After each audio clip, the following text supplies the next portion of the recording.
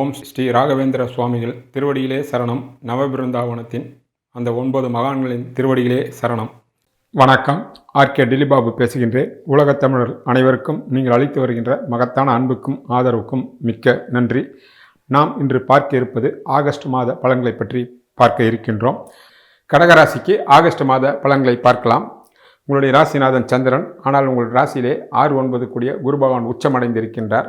16ஆம் தேதி வரை 2 கூடிய குருவும் சேர்ந்து ராசியிலே இருப்பது மகத்தான தனயோகத்தை கொடுக்கக்கூடிய அமைப்பாகும்.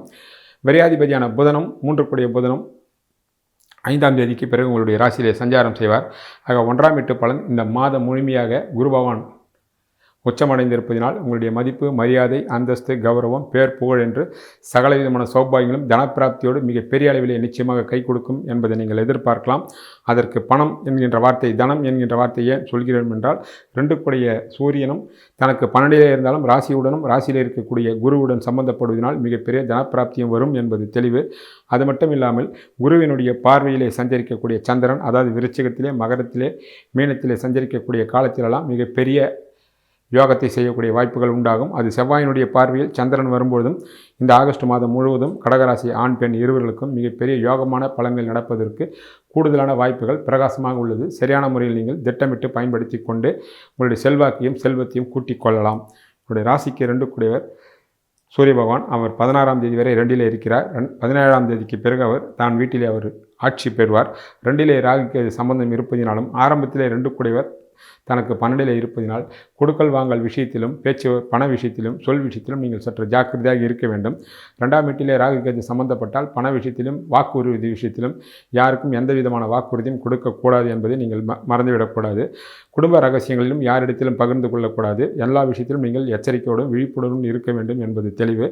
17ஆம் தேதிக்கு பிறகு ராகு கேது சம்பந்தம் இருந்தாலும் 2ஆம் வீட்டு அதிபதியான சூரிய பகவான் 2லே ஆட்சி பெற்றிருப்பதனால் குடும்பத்தில் சந்தோஷம், மகிழ்ச்சி, உங்களுடைய சொல்லுக்கு ஒரு செல்வாக்கு, தனப்பிராப்தி என்று சகல விதமான சௌபாகியங்களும் நன்மைகளும் உண்டாகும். உங்களுடைய சிந்தனையாலும் செயலாலும் செயல்படுகின்ற அத்தனை காரியங்களும் மிக பெரிய வெற்றியை நோக்கி செல்லும் என்பது தெளிவு. அது மட்டும் இல்லாமல் நீண்ட நாளாக தங்கு தடையாக இருந்த சுப காரியங்களெல்லாம் உங்கள் வீட்டில் நடப்பதற்கு இந்த ஆகஸ்ட் மாதத்தில் மிகப்பெரிய வாய்ப்பாக வரும். சரியான முறையில் நீங்கள் அதை பயன்படுத்தி கொள்ளலாம். உங்களுடைய ராசிக்கு 3 கூடியவர் புதன், அவர் ஆரம்பத்திலே ஆட்சி பெற்றிருக்கின்றார். யோகத்தை கொடுக்கக்கூடிய செவ்வாயுடன் சேர்ந்து பிறகு அவர் உங்களுடைய ராசியிலே வருவார். 3லே சுக்கிரன் 4-11 கூடிய சுக்கிரன் நீசமடைந்து சனி செவ்வாய் பார்வை இருப்பதினால் இளைய சகோதரரிடத்தில் நீங்கள் விட்டு கொடுத்து செல்ல வேண்டும். நண்பர்களிடத்திலும் பொது வாழ்க்கையிலும் பொதுவில் இருப்பதும் நீங்கள் பார்த்து ஜாக்கிரதையாக நடந்து கொள்ள வேண்டும். இல்லையென்றால் தேவையற்ற விமர்சனங்களும் விரோதங்களும் வரும் என்பது தெளிவு. காரணம், 3ஆம் வீட்டிற்கு சனி செவ்வாய் பார்வை கிடைப்பதினாலும் 4ஆம் வீட்டு அதிபதி சுக்கிரனும் அங்கு இருப்பதை நீங்கள் நினைவில் வைத்துக் கொள்ள வேண்டும். உங்களுடைய ராசிக்கு 4 கூடிய சுக்கிரன், அவர் 2ஆம் தேதிக்கு பிறகு 3லே நீசமடைகின்றார். தான் வீட்டிற்கு 12லே இருப்பதினால் உடல் ஆரோக்கியத்தில் மிக மிக கவனமாக இருக்க வேண்டும். குறிப்பாக வயதானவர்கள் தன் உடல்நலத்தில் கூடுதலான அக்கறை செலுத்த வேண்டும். உங்கள் தாய்மாருடைய உடலை மிக மிக கவனமாக கண்காணிக்க வேண்டும். இல்லை என்றால் பிரச்சனையில் வரும்.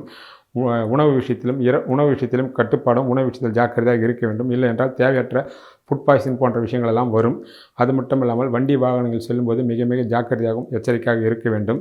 இரவு பயணங்களை தவிர்க்கவும். வீடு, வண்டி, வாசல், வாகனங்கள் வாங்குவது, விற்பது போன்ற காரியங்களில் ஈடுபடுவதெல்லாம் டாக்குமெண்ட்ஸையும் நம்பகத்தன்மை உடைய மனிதர்களா என்று பார்க்க வேண்டும்.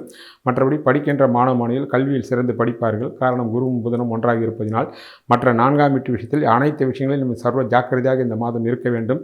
இல்லையென்றால் தேவையற்ற சிக்கல்களில் வருவதற்கு வாய்ப்புகள் உள்ளது என்பதை நினைவில் கொள்ளுங்கள். கடகராசிக்கு 5ஆம் வீட்டு அதிபதி செவ்வாய், அவர் ஒரு நாள் மட்டும் 11ல் இருந்து தான் வீட்டை பார்ப்பார். மறுநாள் அவர் 12லே சென்று விடுவார். ராசியிலே உச்சமடைந்திருக்கக்கூடிய குரு பகவானுடைய பார்வை பூரணமாக 5ஆம் வீட்டிற்கு கிடைக்கிறது. அதனால் 5ஆம் வீடு பலமடைகின்றது.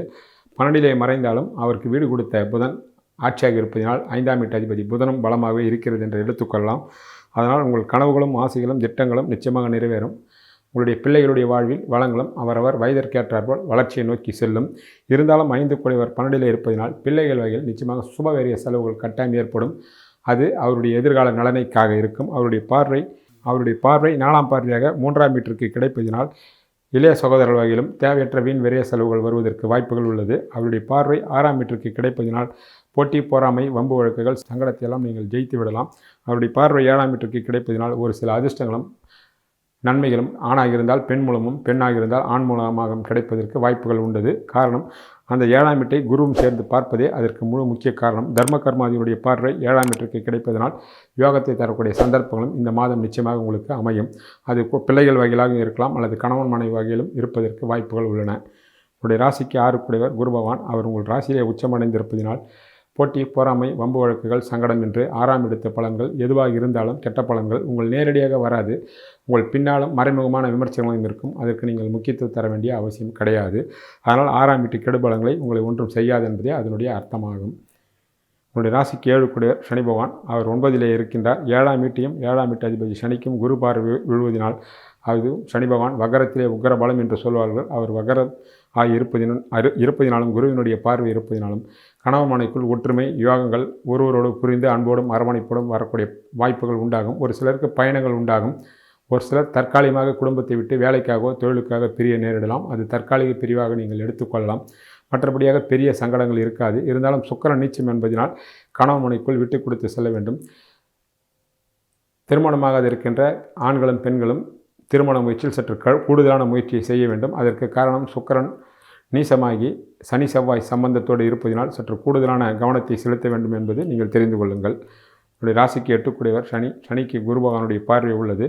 8லே ராகுக்கு அது சம்பந்தம் இருப்பதனால் உடல் நலத்திலும் தந்தையாருடைய உடல் நலத்திலும் சற்று கூடுதலான கவனம் தேவை. வண்டி வாகனங்கள் செல்லும்போது எச்சரிக்கை தேவை. இரவு பயணங்களை தவிர்க்கவும் உடல் நலத்தில் கூடுதலான அக்கறை கட்டாயம் தேவைப்படுகின்றது. உங்களுடைய ராசிக்கு 9 கூடியவர் குரு பகவானே ஆகின்றார். அவர் உங்கள் ராசியிலேயே உச்சமடைந்து 9ஆம் வீட்டை பார்ப்பதினாலும் 9லே சனி இருந்தாலும் அதற்கும் குரு பார்வை விழுவதினாலும் 9ஆம் வீட்டை குறிக்கக்கூடிய சூரியனுக்கும் ஆரம்பத்திலே குரு சம்பந்தம் இருப்பதினால் மிக பெரிய அளவில் தந்தையாலும் தந்தை உருளாலும் நன்மைகளும் அதிர்ஷ்டங்களும் ஏதோ ஒரு வகையில் தழுவிக்கொள்ளும். அது பணம், பட்டம், பதவி, பேர், புகழும் அல்லது வீடு, வண்டி, வாசல், வாகனங்கள், நிலபுலங்களாலும் பிதர்ராஜ சொத்துக்கள் கிடைப்பதற்கு வாய்ப்புகள் உள்ளது. ஏதோ ஒரு வகையில் அதிர்ஷ்டம் உங்களை கட்டாயம் 9ஆம் வீட்டை அவரே பார்ப்பதினால் நிச்சயமாக அது நடக்கும். அது உங்கள் ஜாதகத்தை பொறுத்து அதிர்ஷ்டமாக அது அமையும் என்பது தெளிவு. தான தர்மங்கள் செய்யக்கூடிய வாய்ப்புகளும் பலருக்கு உண்டாகலாம். பலருக்கு புனித நதிகள் நீராடக்கூடிய பாக்கியமும் புனித ஸ்தலங்களுக்கு சென்று தெய்வ தரிசனத்தை தரிசிக்கக்கூடிய வாய்ப்பும் பலருக்கு உருவாகலாம். சரியான முறையில் நீங்கள் திட்டமிட்டு பயன்படுத்தி கொள்ளலாம். ராசிக்கு 10 கூடியவர் செவ்வாய். அவர் ஒரு நாள் மட்டும் 11லும் மிருகு 12லே இருப்பதினால் வேலைக்காக அலைச்சல்கள் அதிகமாக இருக்கும். பலர் பணியில் தனியார் நிறுவனங்களாக இருந்தாலும் சரி, அரசு பணியாக இருந்தாலும் சரி, வெளியில் பயணங்களும் வெளிநாடு பயணங்களும் வெளி மாநில பயணங்களும் பலருக்கு அமையும். தாராளமாக நீங்கள் சென்று வரலாம். அதனுடைய பலன் எதிர்காலத்தில் மிக பெரிய அளவிலே உங்களுக்கு கை கொடுக்கும். பணியில் இருப்பவர்களுக்கு பலருக்கு இடமாற்றங்கள் உண்டாகும். பிடிக்கிறதோ பிடிக்கலையோ நீங்கள் கட்டாயம் செல்லுங்கள். அதனுடைய பலனை எதிர்காலத்தில் நீங்கள் நல்லபடியாக அனுபவிப்பீர்கள். ஒரு ராசிக்கு 11 கூடிய சுக்கிரன். அவர் ஆரம்பத்திலே மட்டும் சிம்மத்திலே இருந்து பிறகு அவர் 3லே நீசமடைகிறார். நீசபங்கம் அடைந்தாலும் சனி செவ்வாய் பார்வையால் மூத்த சகோதர சகோதரிடத்தில் விட்டு கொடுத்து செல்ல வேண்டும். இல்லையென்றால் விரோதங்கள் வரலாம் அல்லது அவருடைய வாழ்க்கையில் ஏதாவது ஒரு சிக்கல்கள் வரலாம். கணவன் மனைவிடத்திலும் நீங்கள் விட்டு கொடுத்து செல்ல வேண்டும். இல்லையென்றால் சிக்கல் வரலாம். நீதிமன்றங்களில் ஏதாவது உங்கள் நீதிமன்றங்களில் ஏதாவது வழக்குகள் இருந்தால் உங்கள் பக்கம் இந்த மாதம் சாதகமான தீர்ப்பு வராமல் தள்ளி போகலாம். ஆனால் அது அடுத்த மாதம் சாதகமாக வரக்கூடிய தீர்ப்புகள் வரலாம். அதுவரை நீங்கள் பொறுமை காக்கவும்.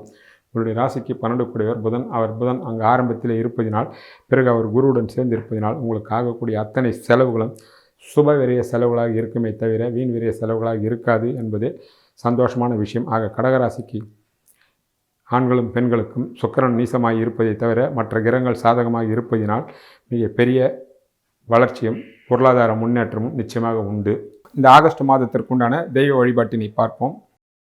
அம்பாளையும் ஆண்டாள் தாயாரையும் தரிசனம் செய்வதும் அருகாமையில் உள்ள திருக்கோயிலுக்கு சென்று நெய் தீபம் ஏற்றி வழிபடுவதும் மகத்தான நல்ல பலன்களை தரும். சனிக்கிழமை தோறும் ஆஞ்சநேயரையும் செவ்வாய்க்கிழமை தோறும் முருகப்பெருமானை வணங்குவதும் சுந்தரகாண்டத்தை பாராயணம் செய்வதும் கந்தசஷ்டி கவசத்தை படிப்பதும் கைமேல் பலன்களை தரும்.